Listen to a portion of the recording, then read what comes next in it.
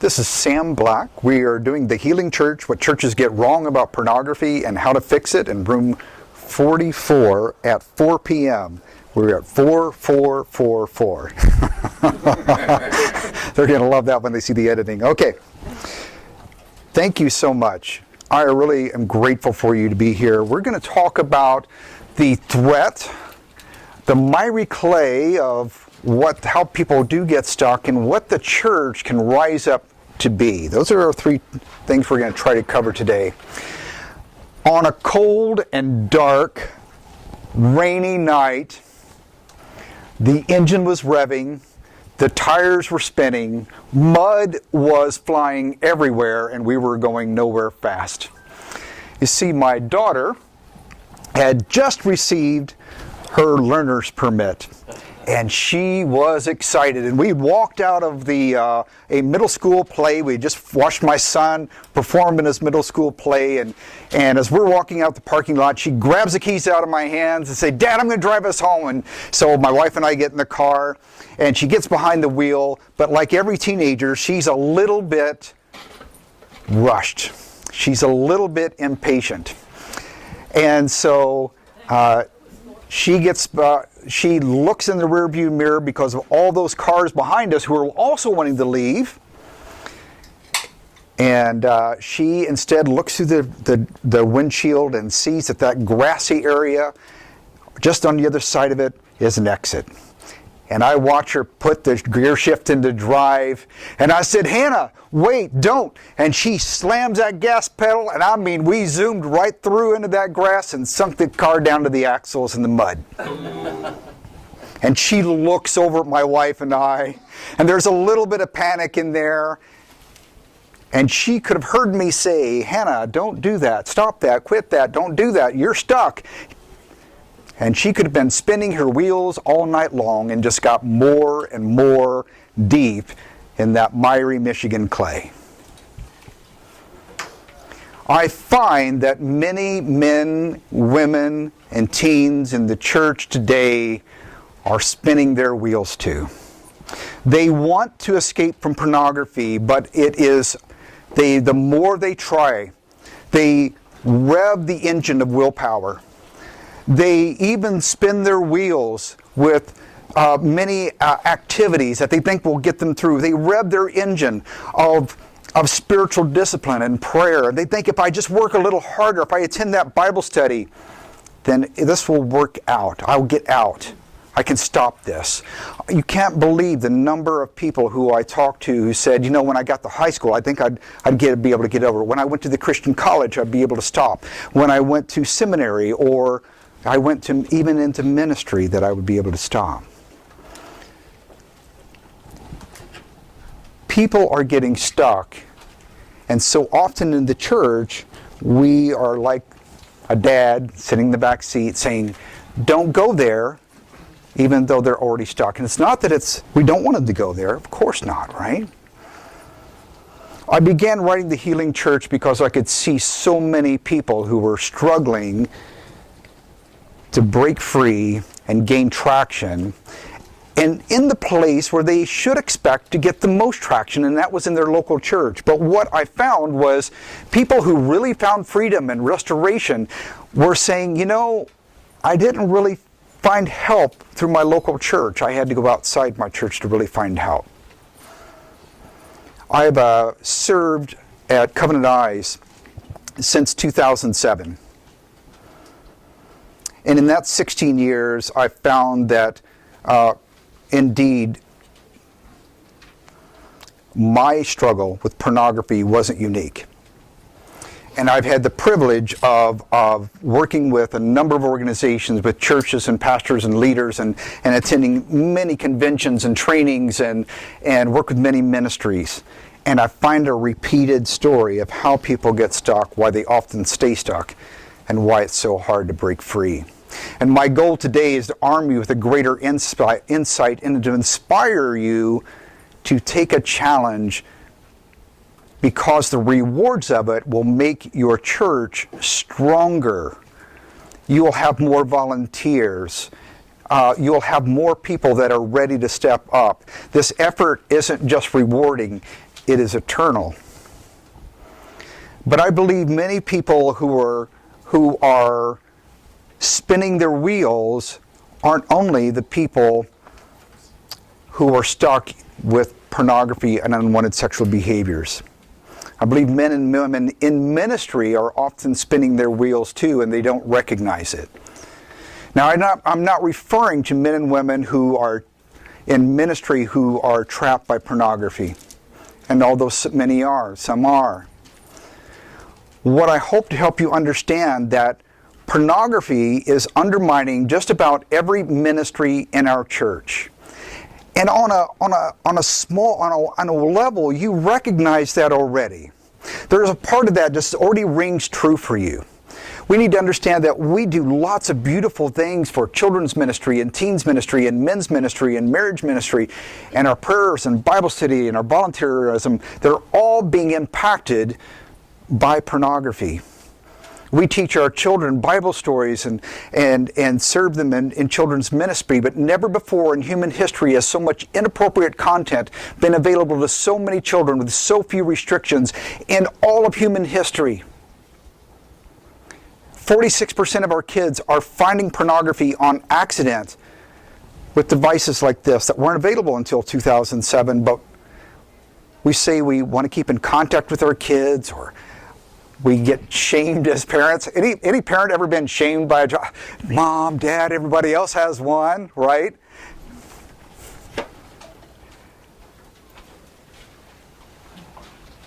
Our churches are doing beautiful things with marriage seminars and classes and Valentine's Day nights and weekend retreats, and yet pornography is a major contributing factor in 56% of divorce cases today.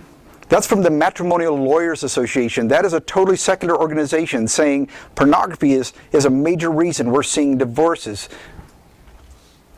We pour time into men's breakfasts and guys' steak nights and women's retreats and Bible studies, and they're all being undermined by pornography. 2/3 of men and a third of women say they are having an ongoing struggle on some level. But when we dig deeper into those numbers, we find that 18 to 30-year-old men, 28% of them are watching pornography daily. These are men who claim Christianity. Of all ages, regardless of age, 37% of men are saying they're watching multiple times per week. 14% of women are saying several times per week, or 18% weekly. 47% of Christian families say that pornography is a known problem in their home, and the most common day for Christians to use pornography is on the Sabbath.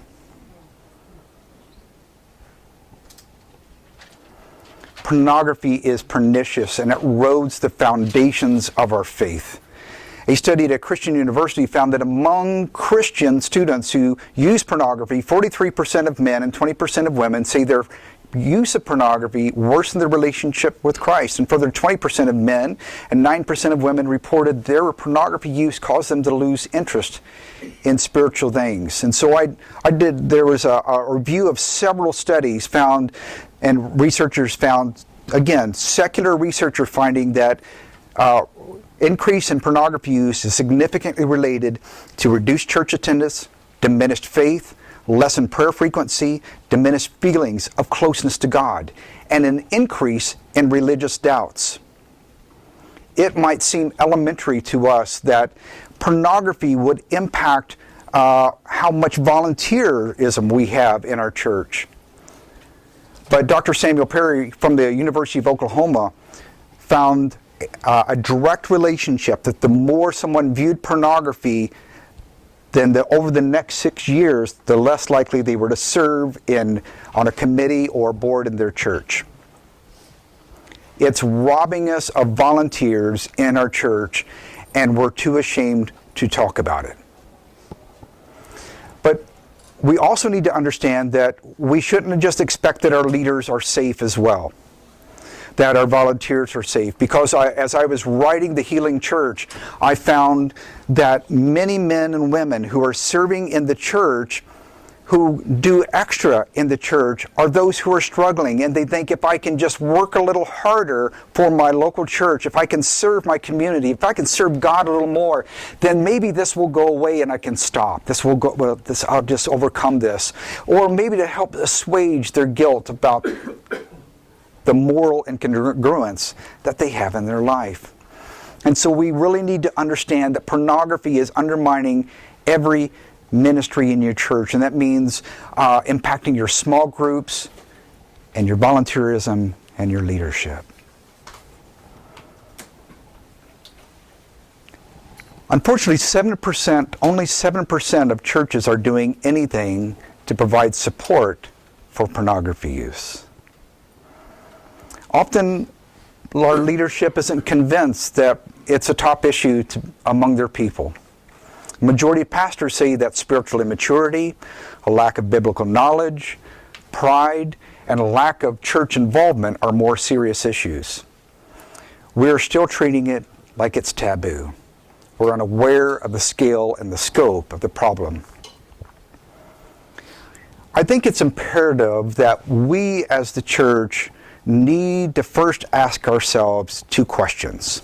And I think these two questions are really important. The first is, why are people becoming so stuck? Why don't they just say no? I mean, what counselors repeatedly told me is that people who are viewing pornography say they don't even like it very much. And especially Christian men and women are saying, Lord, they have promised God and themselves and others that they'll never watch it again. They have prayed for that absolution. They have prayed that just, God, please take this away from me. I prayed that prayer myself. So why don't they just make the right choice? And second, what are we as a church willing to do about it? And this is tough to cover even in an hour, but that's why I wrote a book. So if you didn't get a copy of the book, I've got cases of them at my table.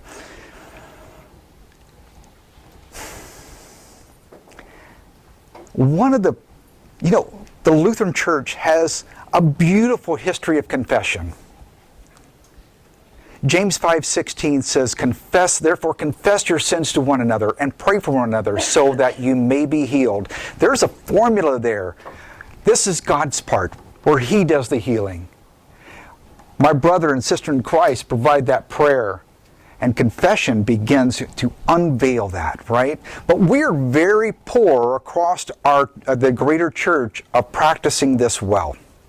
I was at a very large conference, and I was speaking to a pastor, and he says, Sam, I think it's really hard for us to practice James 5:16 in a small church like mine. We all know each other well. So it's just too embarrassing, and we just can't do that well. And then I literally a few minutes later, I'm talking to a couple, and the man says, I'm so glad he learned that I work for Covenant Eyes, and says, we provide something called accountability software for phones, tablets, and computers. And so he was wanting to use that software on his device, and he says, I go to a church of about 3,500, and it's just really hard for me to find someone who will receive my report. I don't know someone that I can really trust and get real with. Is it the size of our churches that are the problem? It's not, is it? It's not the size of the church. We need to ask ourselves, what part of James 5:16 do we not believe? So let's talk about the miry clay. Let's talk about how people get stuck. From a theological perspective, and that this is across theological perspectives, that we understand that sin causes suffering, which causes more sin and more suffering, and it's a repeating cycle. It just continues. And that's where we need to have the gospel and the grace to come in to stop the sin and suffering. And this is true. This is very true. But this theological perspective, while it is true, often limits discussion to a very simplistic more approach. Love God, don't sin, even though porn is tempting. And I see a scenario in my mind I see an adult man or woman who is confronted suddenly by an inappropriate image, and they must make the choice. Do I say yes or no? Do I accept sin, or do I say, no, I love God and I'm not going to go that way? And that seems pretty black and white. Again, I joined Covenant Eyes 16 years ago, and I made a startling discovery along the way that my struggle with pornography wasn't so unique, that there's a common thread. I lead Samson Society newcomer meetings every Tuesday at 1 p.m. Eastern Time. It's online, and so people from around the world even come to these meetings. And at a Samson Society meeting, there's typically a topic of discussion, but when these guys attend for their first time, I have them tell their story, and I go first so they know how it goes, and suddenly when I tell my story, I'm the safest person they know. And I hear the same story over again. It's the early exposure, the repetition, and some drama or trauma that happens in life. This is where people typically become caged. Early exposure should especially be concerning to us as adults. Because again, we just talked about these devices are walking around in our kids' pockets, or we're handing them over the seat to entertain them while we're driving down the road. And I cannot tell you the number of moms that I've talked to said, in fact, I just talked to a mom and she says, yeah, I handed my phone over the seat so we were on a trip, and grandma's on the passenger seat and I'm driving, and the cousin and my son are in the back seat. They're both 8. And one cousin says, hey, I heard this word, I dare you to look it up. That was their first exposure to pornography in the back seat of their car while they're driving. And it kept going for a while. It just, by chance, they didn't know how to erase what they had been looking at, and that's how mom found out. Dr. Mark Laaser called early exposure one of the building blocks, because it creates a foundation for which other behaviors and thinking and thoughts are built. Early exposure is very difficult, especially if it's not discovered. Now, listen, I talk to a lot of parents and they become worried. Well, I know my child saw pornography and now what's going to happen? Open, honest conversations with their kids about what they see and do online is one of the greatest protectors that you can have with your kids. So just that they've been exposed isn't the end. It's what you do and teach and train. And I've never seen, and I'll provide you a resource at the end of this if you're interested, called Good Pictures, Bad Pictures. I'll show you how to get that. It is a great resource that equips kids to turn, run, and tell whenever they see inappropriate content. But we'll talk about that later.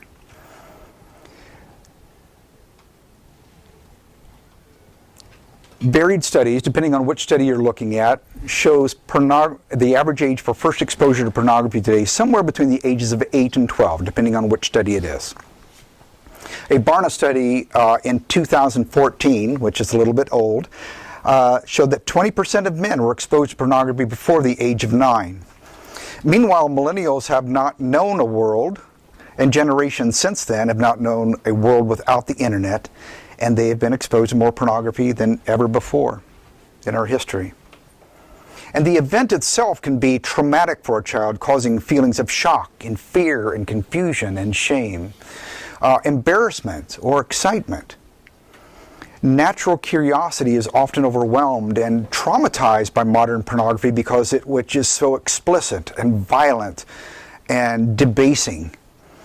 Children are often startled and shocked by what they see, but they may be naturally curious and look more. So, okay, kids see pornography, what's the big deal?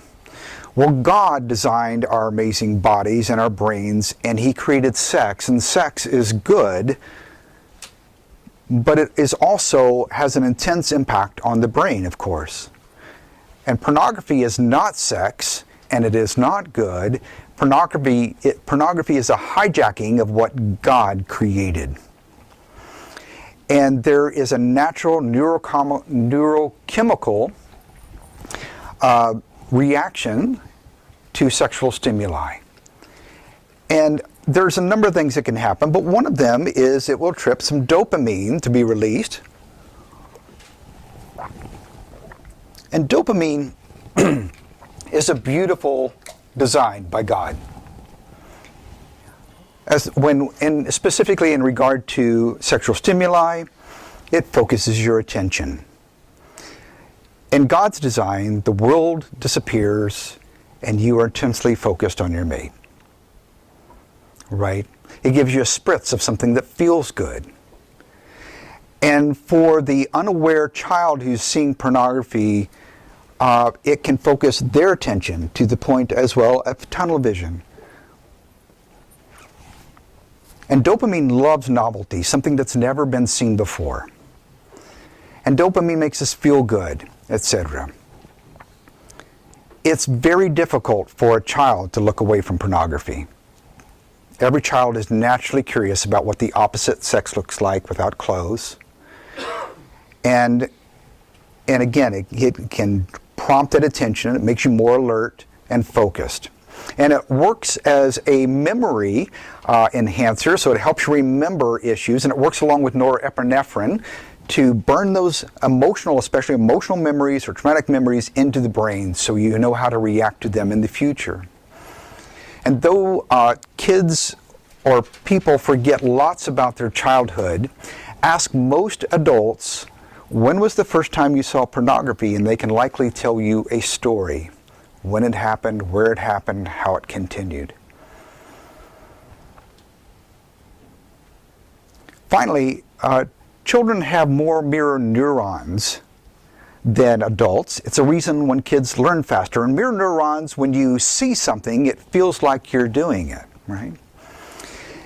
And it's like you flinch when you see a batter get hit, right? Or your heart races when you see a runner cross the finish line. Those are mirror neurons at work. But also, the prefrontal cortex, the thinking part of the brain, which considers consequences and regulates emotions and decisions, doesn't develop until the mid-20s. Meanwhile, the limbic system, the feeling brain, is very well matured. It's very active.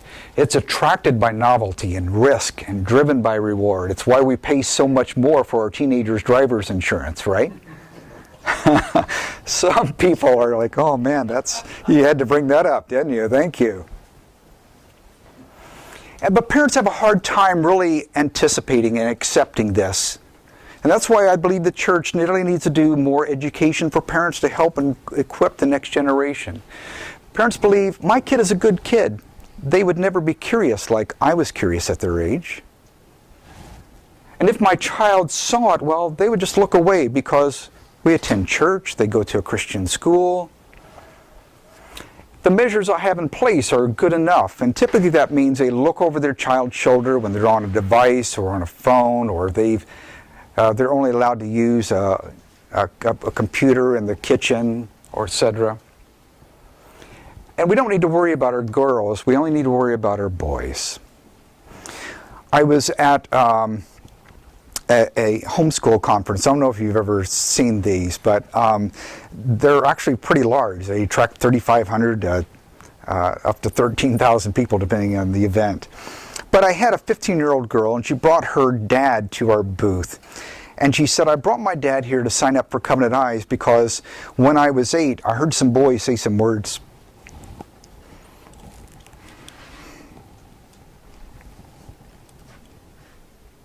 That I didn't understand. And so I looked them up on my dad's phone. And I continued that for 3 years. And my mom and dad never suspected. And I would always ask, and they would always hand me their phone. And only by accident did my parents learn that I was viewing pornography from 8 to 11 years old.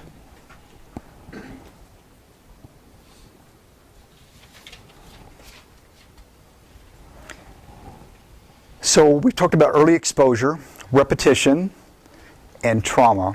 Repetition helps burn this into the brain. It's one thing for a person to see it and to act out with it, but continued access creates a habit that becomes ingrained both physically and mentally within the brain. Compulsive porn use doesn't happen overnight. It comes with practice. It comes often today with practice because we call this the AAA engine, a three-legged stool that holds it up. And one is anonymity. No one needs to know. We carry such privacy how we use our devices. Have you ever tried to, how many have teenagers? Have you ever taken your child's phone away?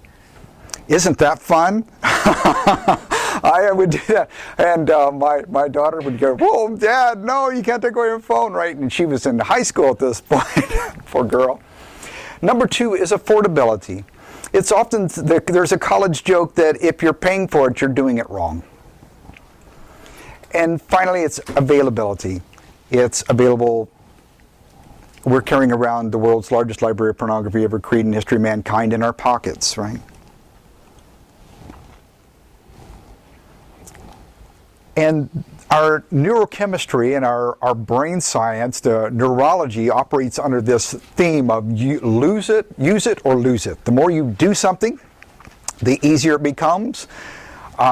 When you stop doing it, you can cover over those pathways. This is the part of the freedom journey right here. Losing it, rewiring your brain, renewing your mind, as the Bible talks about.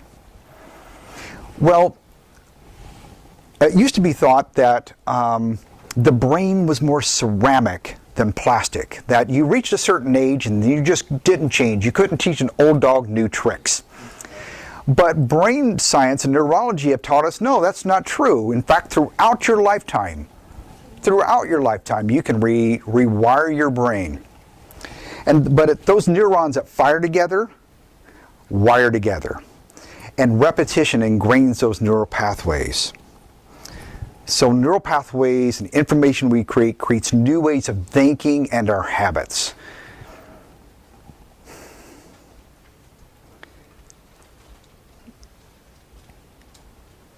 All right, I think I've covered this well enough. Sensitization. I call this the porn rut. And there's 4 pieces to the porn rut. The number one is sensitization, and what this means is because this road has been traveled a few times or many times, the brain has become very sensitive to prompts that will take you toward pornography or unwanted behaviors. It's very sensitive to it. So you're very susceptible to triggers, and I call triggers in the book C triggers, S-E-E, social, environmental, and emotional. And so when a trigger happens, the brain is very sensitive to it, and it may be something that you see, and that is your environmental trigger. It might be emotional, and so you go somewhere to escape. And desensitization means that the old dose just doesn't work well enough anymore. And so people go to harder and more debasing things. It said pornography will take you places you never thought you'd go, spend money you never thought you'd spend, do things you never thought you'd do. And hyperfrontality is a good exchange word for compulsiveness. Now, you might have great control over doing other things, but when it comes to pornography, the prefrontal cortex has become weak. It has become so sensitized and desensitized that saying no here to pornography is very difficult.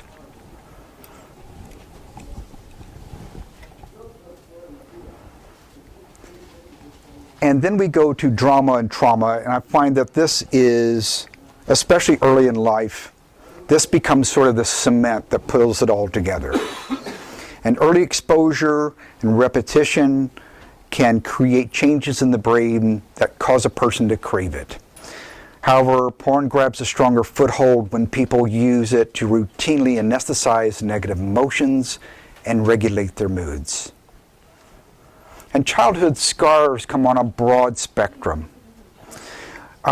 We can think of verbal abuse and emotional abuse and physical abuse and sexual abuse and bullying, and there are many more that we would really recognize as being invasive. And pornography along the way becomes an escape, a way to get out of that, those feelings, or escape those emotions, to cope even with life. But there are sometimes things that are the underlying factor that we don't often recognize so much when we think of drama and trauma. And American Jewish author Elie Wiesel wrote, "The opposite of love is not hate, it's indifference." And I'm taking it way out of context for sure, but it applies in homes where parents withdraw for periods of time from their children's lives. They provide clothing, but not regular warmth. They give housing, but not a reliable sense of shelter. They deliver rules, but not a consistent space of safety. And these families may recall many beautiful memories, but also intervals of distance and isolation where the damage is done. We can see this, unfortunately, in divorce. Feeling, a child maybe just feel like abandonment, that they don't matter in the family, or there's some other things going on with whether it's work or any number of things where they just feel unwanted.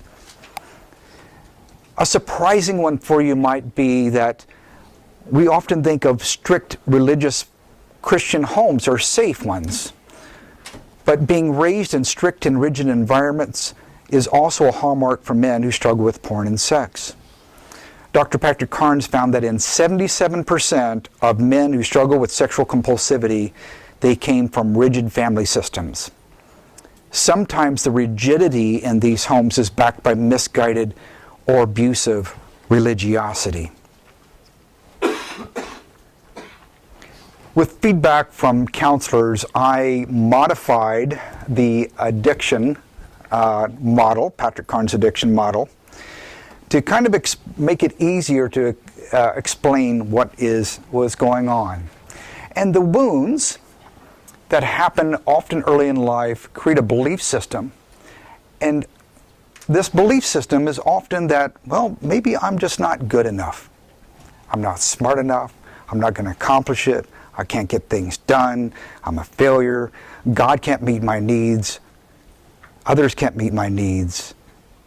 And porn and sex are one of my greatest needs. This just becomes filled with all kinds, filled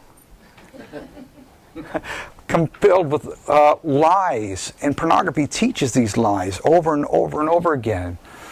And then the triggers come, again, the social emotional triggers, and suddenly the person begins to think about it, fantasize about it. And the ritual begins, the acting out, and then it comes to this, after that has happened, they feel horrible. There's a toxic shame. This isn't just shame, this is shame spelled out of self-hatred at my expense. I hate myself the way I do. And it reaffirms a belief system that is already tarnished.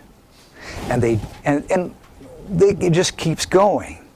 Now, we perform pretty well here. We mow our lawns, and we raise our kids, and we try to do all the right things in church, and we're doing many things well. But when it comes to the pornography, we've often put shame into the backpacks of our children about what they wear. If you can imagine, I can remember when I was in 4th grade, and my dad was an old school guy, and he grew up in the Depression. He had lots of wounds, and that's okay. And I've just got to help you understand this a little bit. And I had worked, and I'd bought some clothes at a garage sale. And I was so proud to wear those clothes to school. And I remember Billy in the back of the room said, "Aha, look, Sam, you got some new clothes." And I just wanted to crawl back underneath my desk, right?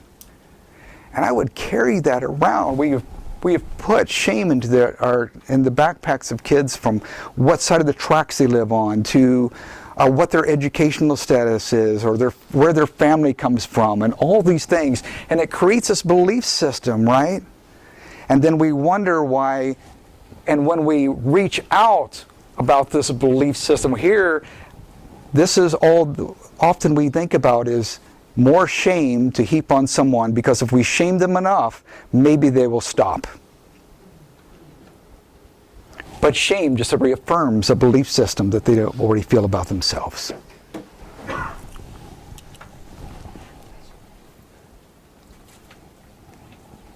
Rituals. Let me touch on this a little bit, because I think this is very important. Rituals today are often very short, just getting alone, because we carry this library around with us everywhere, right? Sometimes this goes out much for, because again, pornography takes you places, you do things you never thought you'd do, and some people are creating rituals that end up in affairs and other things, and destroying marriages, etc. We used to find that Covenant Eyes has been doing creating software for computers and phones and tablets since 2000. Of course, there wasn't any phones back in 2000. That didn't come out until 2007. So before then, we would find that sometimes a wife or a husband would make an excuse when the family was going to go to grandma's. And I know I've got some things to do around the house, because their desktop computer was tied to a desk with a tower, and it wasn't portable. So what they needed to do was go through a ritual of waving everybody out of the house, or they were leaving, and I'll have some alone time, and that became the ritual that would happen. Okay. Now this shame that we talk about over here is especially traumatic for women. It is in the church culture often heaps even more shame on women, because this is supposed to be a man's problem, right? We've established that so often in the church. So there's a greater stigma for her. Counselor at Bethesda Ministries said it's suffocating, it's paralyzing, it's water torture dripping on her head every moment.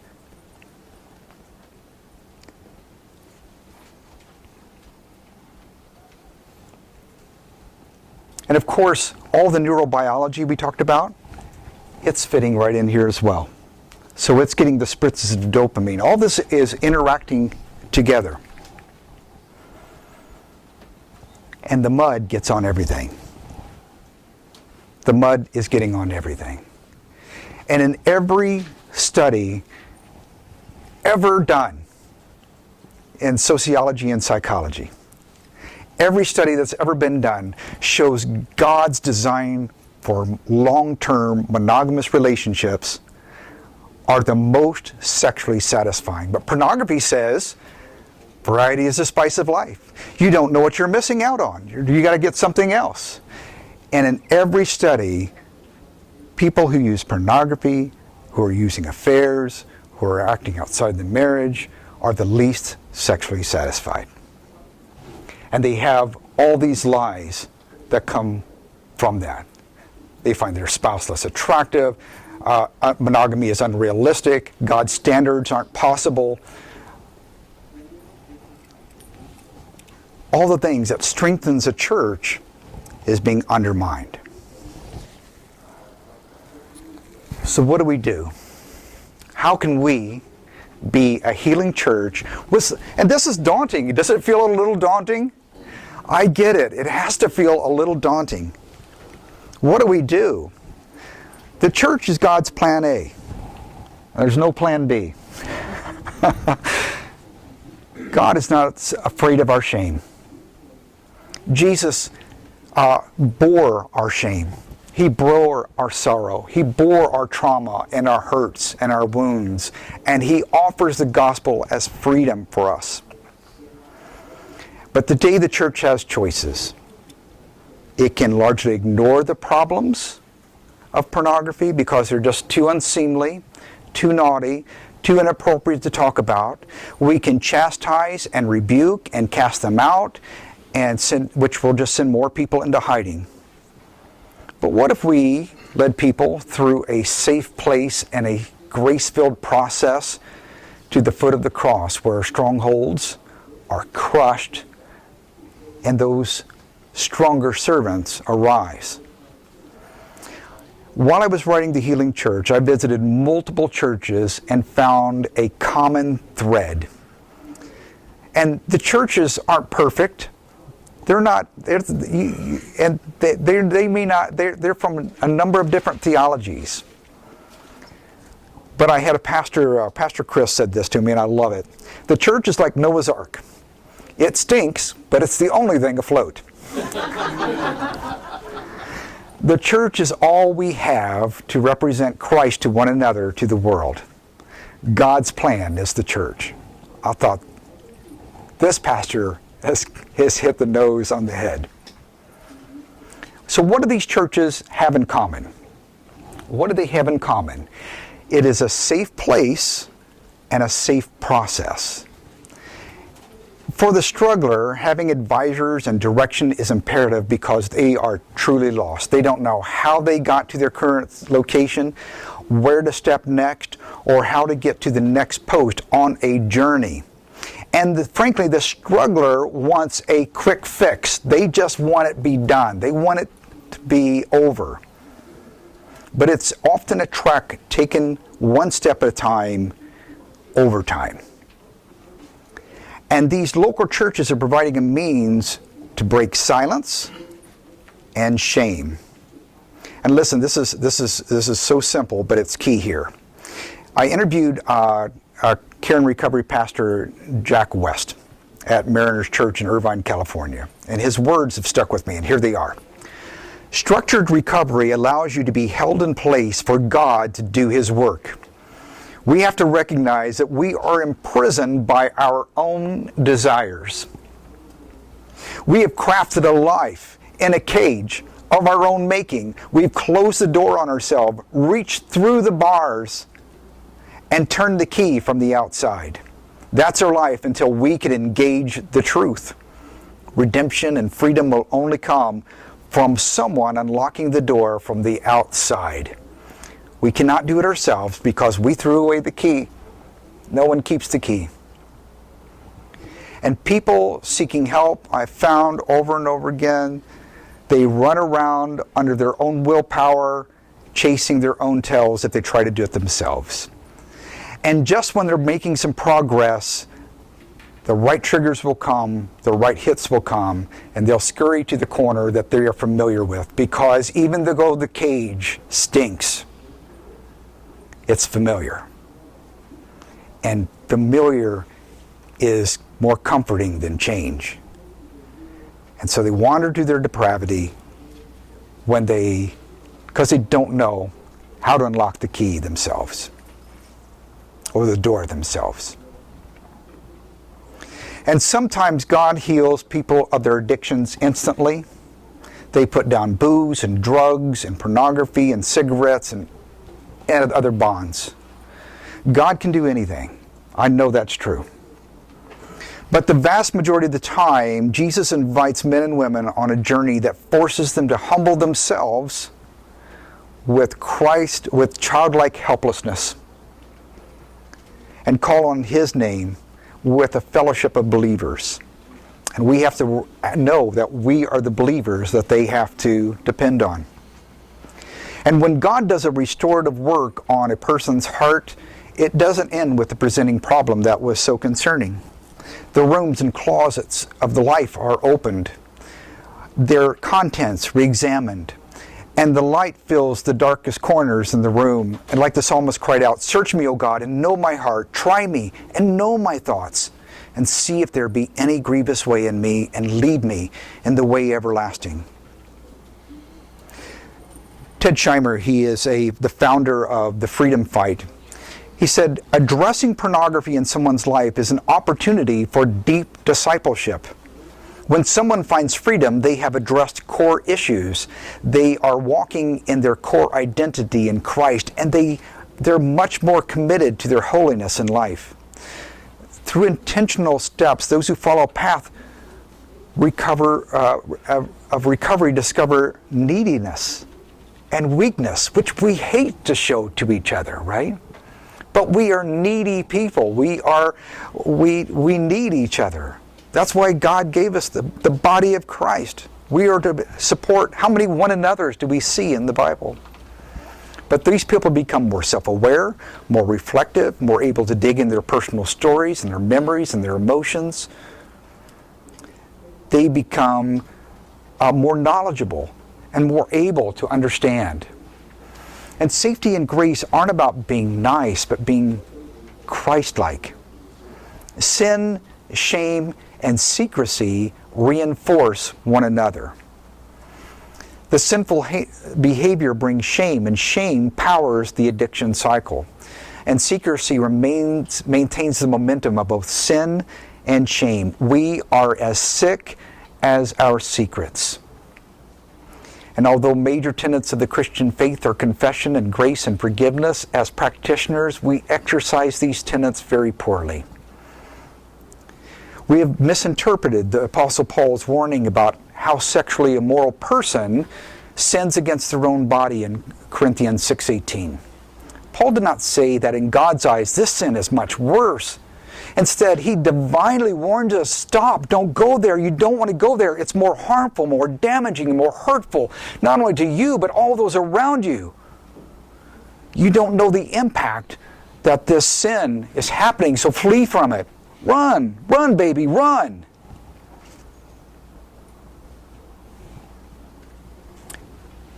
In my visits to churches and my communication with, we speak to, we attend many denominational events, and we found that many churches struggle to help. And here are a few reasons why they're having that difficulty. Our church culture can be very hard because we want to perform well, right? And performance, rather than our brokenness, becomes often a focus. Pastors often describe kickback from their parishioners that, listen, we don't want to talk about that kind of tawdry topic. Don't bring that up in our church. We want to hear that even in our Bible study, let alone anywhere else. There are, and many pastors here are probably asking, wait, isn't this a parent's job? Why does the church be involved in helping parents teach their children? And isn't preaching about purity enough? And if people just read and pray, and this won't be a problem in their life, right? And sometimes there is a checklist, and we'll have an event, and we'll have a celebrity speaker or a special speaker come in, or people go to a men's event and a Promise Keepers event, and there will be the topic on pornography, and check, we've got it covered for this year. Sometimes we said, that's a really good thing. We should do that in our church. And in leadership, we give permission without intention. So, yeah, go ahead and do that. That's fine. We're just not involved with it. And if it's not intentional from our leadership in the church, it will never gain traction. Sometimes it's a us versus them. That the people at this church and many other churches here, I'm sure, have Celebrate Recovery. How many have Celebrate Recovery in your church or another recovery program in your church? We've got 1, 2, 3. Okay, great. It is AA it's a 12-step program that's a Christian program. There's another one called Regeneration Recovery I like as well. But that is just for the people who have problems. It's not for the rest of us who are doing so well. And the person that is struggling will go, well, I don't want to be like, those people that got problems. So they isolate because our church culture looks down on the people that are going there. This is a tough statement, and I hesitate to put it up here. Dr. James Reeves said this to me, and it just poked me. He says, churches in America have become institutions of respectability rather than hospitals where the great physician can do his work. Ouch, that hurts, doesn't it?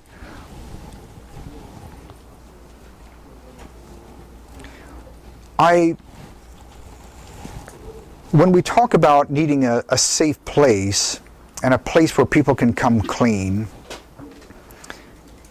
and be Christ-like in that, safety and authenticity kind of live on this continuum. There are some churches that are very safe. Come as you are. Everything's okay. But you're not called to change.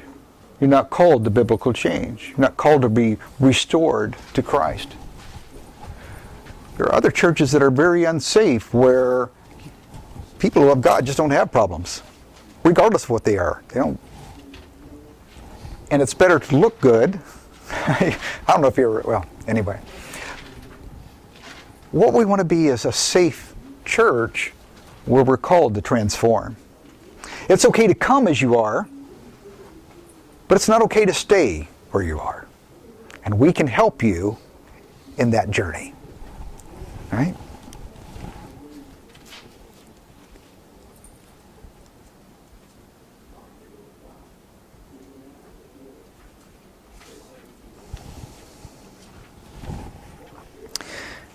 Whether authenticity and safety and grace happen in a group setting or one-on-one, there's a common thread. We are wounded in relationships and we heal in relationships. God provides forgiveness, but He uses relationships to provide confessions, healing power. Shame is only combated in the context of a relationship where I'm able to be honest. I show you intimately who I am. And instead of judging me or rejecting me, you accept me. You love me right where I am. And that changes my capacity and my ability. Where I was closed in shame and hiding, and where I couldn't talk about the struggle I was having, now I can come to you, brother, and I say, this is what's going on. This is where I'm hurting. This is where I'm struggling. I don't want to do this anymore. And you say, I love you, Sam. I'm going to walk with you. And suddenly my frame of reference grows and my capacity to make right choices grows. And as I practice, then I begin renewing my mind with a safe place and a safe friend and a safe process that's showing me, okay, this is your next step because I don't know where to go. And you're helping me lead through that each step along the way. That's where we're finding healing.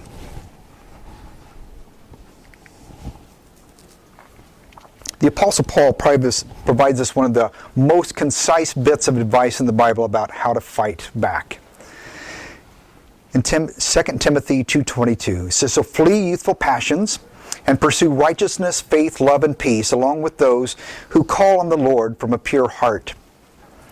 So Paul gives us 3 steps. Run from, run toward, and run with. First, we need to run from sinful passions, right? We need to run from those things that are holding us back, whatever they are.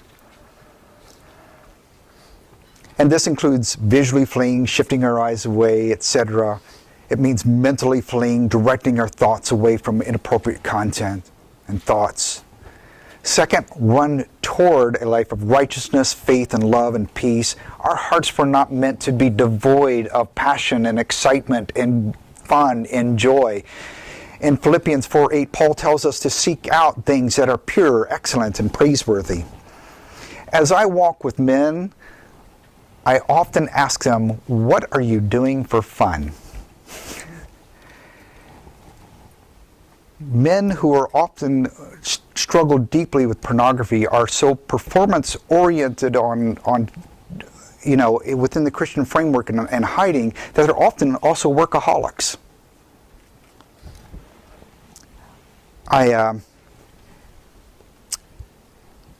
And God did not create us just to stay static, not to enjoy creation. He created us for joy. So we need to find things that are really impactful and exciting and dopamine feeding, right, to the brain, that now when I need to run I feel like I need to run for escape, maybe you just even need to go for a run.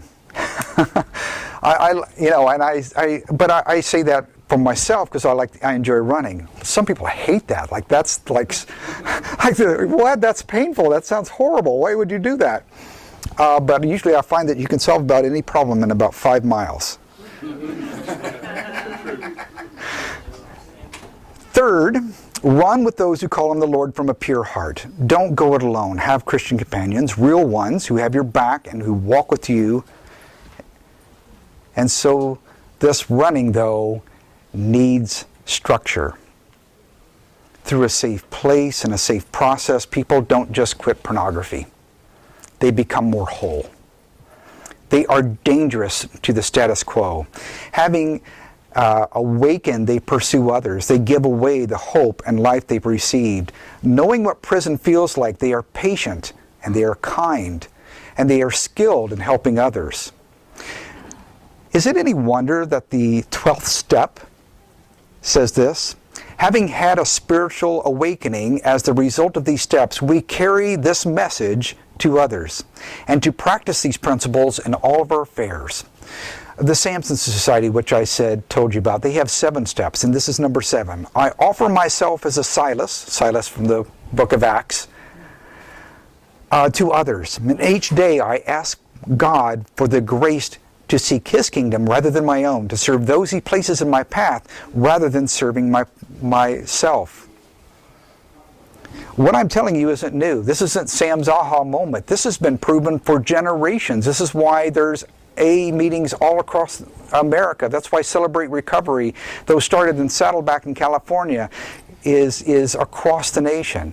Why Regeneration Recovery is a new program that built off of Celebrate Recovery and is growing like wildfire because people keep their freedom by giving it away. I find as I mentor men, I'm telling them the very things I need to tell myself. So, the great thing about this is as we help people transform through a safe place and a safe process, every church where I found this working was increased church attendance from people who waned before. Their faith was formidably stronger. They had greater wholeness in every part of their life. They knew how to regulate their emotions, their feelings, their anger. There were more volunteers. Pastor, I will do that. Every church I attended where this was being practiced, pastors were saying, yeah, I don't do that work anymore. Others do that work. In fact, one pastor says, I haven't done counseling for decades now because the body of Christ is doing that. They're actually walking them through good curriculum and sound doctrine and sound practices. Now, I'm sure that many pastors are still going to have to do some things like that. But in general, I found that the pastors were saying, we've got a process for that. You need help? We've got a group we've got others who walk that path, we can help you with that. And it went from everything from pornography to pride to anger to alcohol to drugs to other things in life. And where pornography is normally decreasing church attendance, these churches experience consistent church attendance. Where people felt far from God, they were overcoming and becoming stronger in their faith. I met a man named Jim Bauer, and he had been an atheist and an addict. He had spent time in Vietnam and he had pain. And he buried his pain in alcohol and pornography and other things. And when Jim went through a process, a healing, it dramatically changed every part of his life. How he thought, how quick his anger was able to come, etc. Now, I think about Jim often because I want to be a lot like Jim. Because he has led more than 100 people to Christ. God has used him to lead more than 100 people to Christ as by him being a mentor to others, leading them through a process. That's dangerous to the status quo, right? That's dangerous to the status quo. It's not enough to say the local church has a hidden porn problem. Church leaders deserve a primer on how people become trapped, why they often stay stuck alone, and how the church can help people come out of hiding and find lasting freedom and healing. And all three parts hold value. Knowledge precedes understanding, and understanding precedes change. For leaders, I believe understanding also creates greater empathy for those ensnared. And knowing how to help is like having a guide's map. With God, every challenge comes with an opportunity. And every Goliath meets not David, but the spirit within him.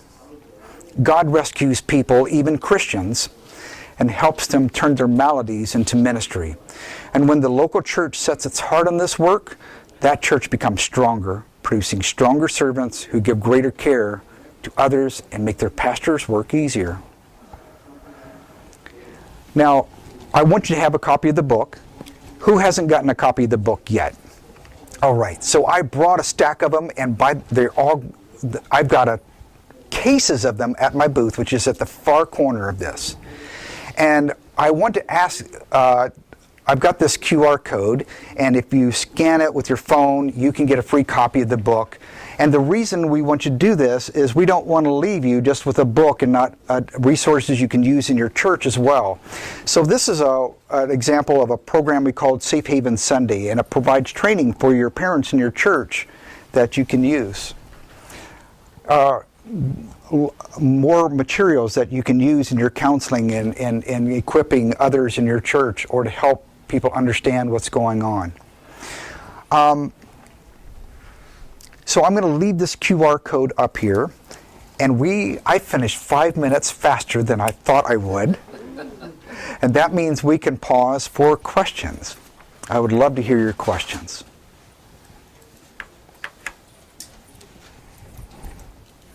Yes, sir. Please.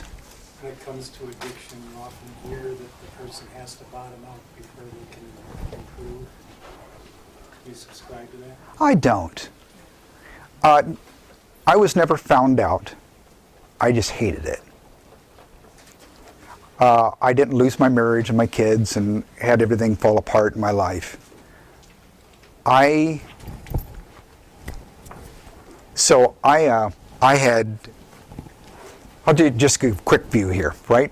Okay, here it is. I'm 10 years old, and I walk out of my home in Florida, and my brother, who's 9 years older than me, is standing in the driveway, and he's looking at a magazine sideways, and that just was peculiar. How can you read sideways? And I said, well, what are you looking at it? And he turned it around, and I'd just never seen the opposite sex unclothed. And I would love to tell you that in my good Christian upbringing that I said, oh no, that's terrible, but I stepped forward. Because as a child, I was naturally curious. And his friend says, well, you don't want to miss the good part, and unfolds it, but at 10 years old, I did not even understand the basic mechanics of sex.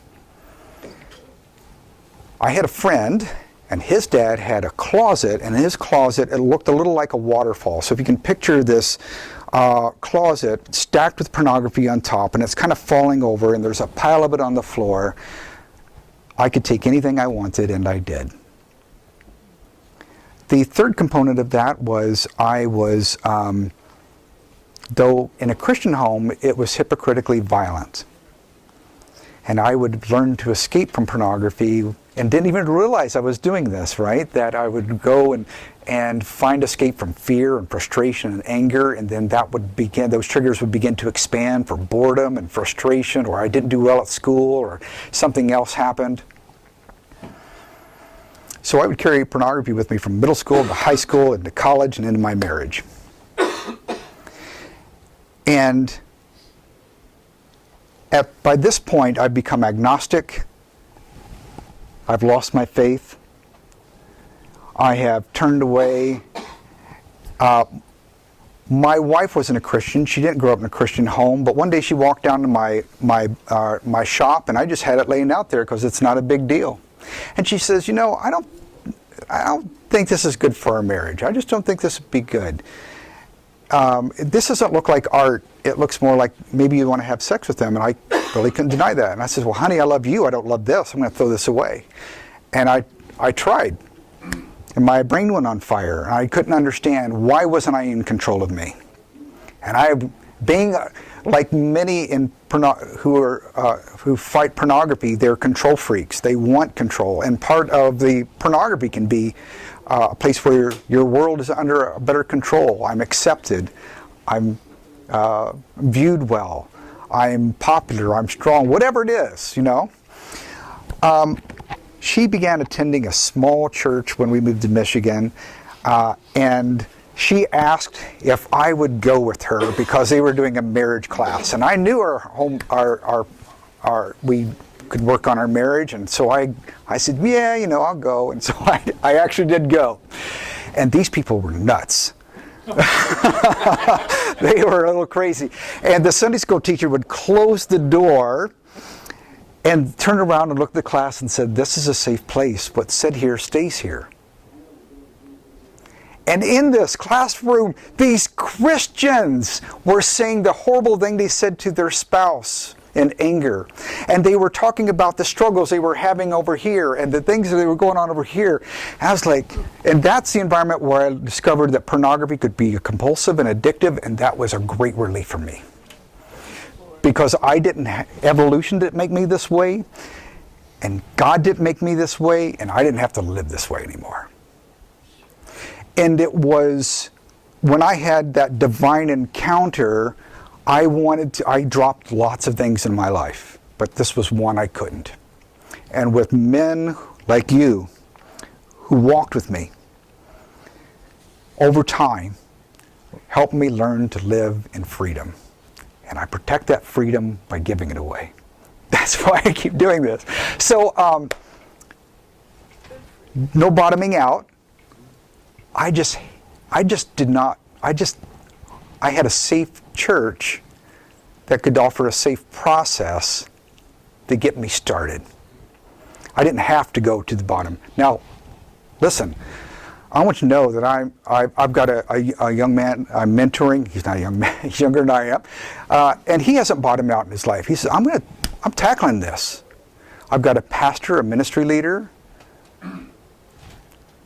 who bottomed out that I'm serving. So I don't think that was a long answer, but I hope it helped frame it. Other questions? So does the book outline the process, the structure? It about the safe place. It outlines in greater detail about early exposure, repetition, the drama and trauma. It talks 2 chapters on shame and how shame really is so impactful. We don't realize just how impactful shame is. People have shame about all kinds of things in their life. It walks 2 chapters about how it's impacting those in ministry, and how we often shoot our wounded, and rather than bringing restoration. I can tell you of the number of ministry leaders who have gone through a safe place and a safe process, who come out on the other side 10 times more on fire than they ever were before. When people find real healing, they create real change, and they share that with others. Yes? What would you say the number one thing a parent could do to protect their, preteen, teenage kids from? We have a thing coming up at our church about that, actually, for parents, but. I'm going to skip to things that am I going the wrong way? Hold on one second. I think I'm going the wrong way. Hold on. This is one I want to share with your group. This is you can find this at protectyoungminds.com. This is for 6 to 8-year-olds. It's a read-along book. It helps them understand where their bathing suit area is, and so it shows the family at the beach, and it shows them wearing their bathing suits, and there's good pictures and there's bad pictures. Good pictures we take of our dogs and our pets and our family, and we show them. There are some pictures of people don't have their bathing suit area covered, and when you see that, you can turn, run, and tell. I was speaking at a conference again for the following year at an event, and this mom come booking up to me, and she was like, I thought I was going to get hit by her purse, because she was really coming for me. And she's, Sam, and like, oh, like, what happened? She goes, so I did exactly what you said. I read my Good Pictures, Bad Pictures book with my 7-year-old son, and he was just exposed to pornography. And I said, oh, I was hoping there's got to be a better ending, because she seems a little excited here. She goes, yeah, so he was at the neighbor's house, and that 7-year-old just received an iPad for his birthday, and he had discovered pornography, and he turns it to my son and says, look what I found. And he shoves it in his face, and the other 7-year-old boy who's been trained says, no, that's pornography. And he turns, he runs, and he goes tells mom and dad. So mom and dad can speak into his life of what if his experiences were. There's no secrets, there's no hiding, there's no shame in it, right? So there's no formation, there's no foundation for that to be built. And so they let the other parents know, and those parents were, oh my goodness, can't believe our child would ever be interested in anything like that. That's why we trusted him with this device, right? And with a little more investigation, they find out that their child is exposed children throughout the neighborhood to pornography from ages 7 through 11. The only child who said anything was the child who was trained. All the other kids kept it a secret, whether it was because of shame or fear, or they thought they'd get in trouble, or maybe they wanted to see more. Right? Good Pictures, Bad Pictures, the original version is 9 to 12, 13. So what I'm saying is we want to have these conversations early and often. And we really need to make this safe for them, where nothing is off limits. So I remember I was driving down the road with my minivan, because I'm a cool dad, and my 8-year-old son is in the back seat, or and we're driving, and he's talking, and he just, whenever you ever have something come up, you just ask me and mom. You're never going to get in trouble. Everything, that's always cool. And he goes, hey Dad, what's a condom? And I try not to veer off the road and crash into anything. And I says, always ask, where'd you hear that? Because I could have easily jumped to questions. Tell me more about what you're talking about. He goes, oh, Aunt Annie, she's got the place in Tennessee where we go and visit. And I said, oh, you mean a condominium? Yes, that's what you...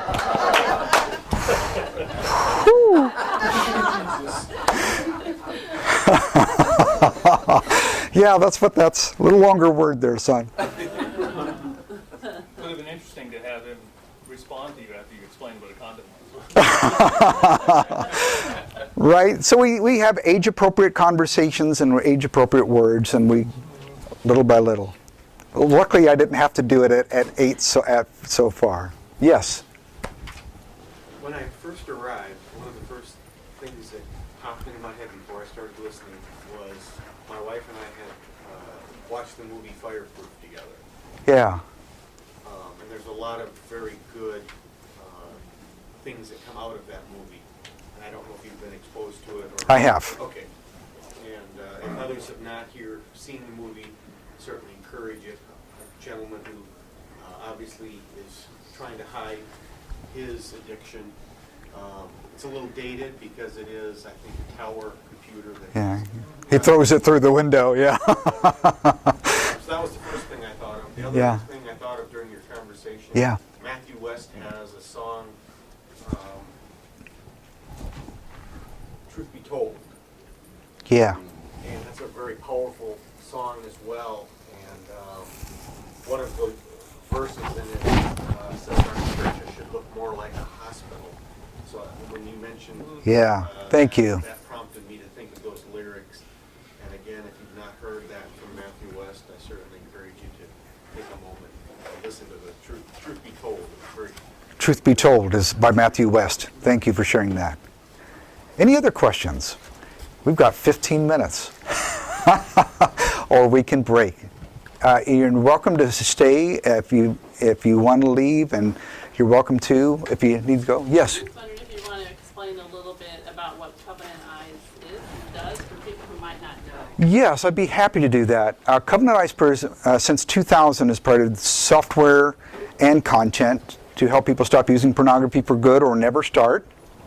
What we do now is, it's evolved over the years, and we use artificial intelligence that screen reads, so it doesn't matter where pornography comes from, but it appears on the screen, it's captured, it knows what pornography is, and then it sends a report through an app called Victory on your phone as well. And so you choose who you want your allies to be, what we call allies, because an ally has your back, right? An ally is trying to help you get to the next step. And within the Victory app by Covenant Eyes, where you can view reports, there's also more than 20 courses to help people understand, how did I get here? Why do I stay here? How can I begin taking the steps to break free? And that also helps a lot of allies understand, okay, what am I being asked to do? And how can I be a better ally or friend to my friend who's asking me to receive his reports? A lot of people use Covenant Eyes as preventative. It's like, hey, I know I can be tempted. I'm just going to put things in place to make sure that I'm guarding my heart above all else. For from it flows springs of life, right? Many in ministry do this to serve as an example. I've had a number of pastors say, a guy will ask me, like, I don't know about using something like that on my phone. He goes, well, why not? I do. And then that just kind of diffuses the whole argument right there. If you use the code SAFEGUARD, that will provide the first 30 days free. You won't find that on our website. So SAFEGUARD, that's a little trick. You get your first 30 days free if you'd like to try it. Any other questions? You have been a most hospitable crew. Thank you so much. Thank you. Thank you. I'll hang out for a few minutes if anybody has just questions they'd like to ask me personally. I'm going to shut this off. QR code.